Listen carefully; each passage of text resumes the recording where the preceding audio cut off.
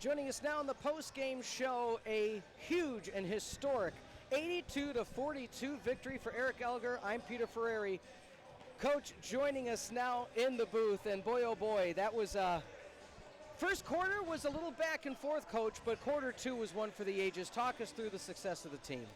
Yeah, I think we just got more aggressive there in the second quarter, and it led to easy baskets. We were finding the open person. We didn't have any assists after the first quarter, and then we had 6 after the second. And I think that was just a testament to how fast we were playing, really dictating what we wanted to see for them. And then it led to easy baskets for us on the other end. We talked about winning every quarter before the game started, and we did that. Of course, there were some things we needed to clean up still. We had 20 turnovers. But we did what we needed to do. We focused on those things. We were able to win every quarter, which was able to stretch things out and feel comfortable for us. Yeah, you talked about the slower first quarter, and really what the difference was for you was the Grace Cord kind of went on a solo run. I think she scored 8 straight points. You know, what made her so effective this afternoon? Yeah, our guards got her the ball, and I could hear everybody on the bench just go to work, and she did.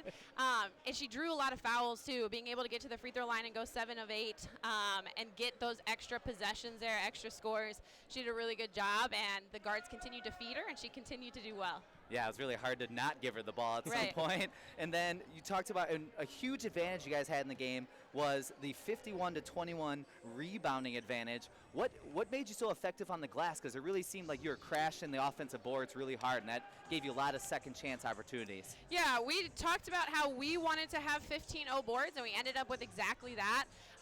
That was our goal before the game, and so we did a really good job there, just crashing the boards when we weren't making shots, and then just limiting them to one opportunity every trip. We did a good job of securing the ball and then getting right into transition. We were able to get a lot of scores that way off of fast breaks and just pushing the ball, and it all started from that defensive rebound at the other end. Coach, you have Elmhurst on Wednesday. Talk to me about the impact of today, what the next few days are going to look like. It was great to see so many of your bench players get a few minutes. We tried to get their names said. We did make a joke that you were just testing us on making sure everybody's pronunciation was right on the roster. But again, let's start with the impact of today and getting everybody in, and the impact of the broadcast itself, and then what are these next few days going to look like? Yeah, it was good to get everybody in, get playing time there, and just the opportunity, especially with us being on the Marquee Network. I think that was a really cool opportunity for everybody to get that. And we talked about being disciplined. Even though we were running through some subs there pretty quickly at the end, we stayed disciplined, did what we needed to do, got a couple extra scores, got stops. And so now looking ahead, it never gets easier when you're looking ahead in conference play. Every night is a battle, and so we'll get focused, we'll prepare. I'll do scouting report work. Already started some of that to prepare for Elmhurst next week.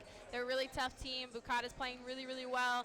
They're leading scorer, and so we'll have a lot to focus on to be able to slow them down because they're able to put up a lot of points. Well, Coach, congratulations not only on the magnitude of the contest, but also the huge victory today. Have a good rest few days, and we'll see you on Wednesday. Thank you.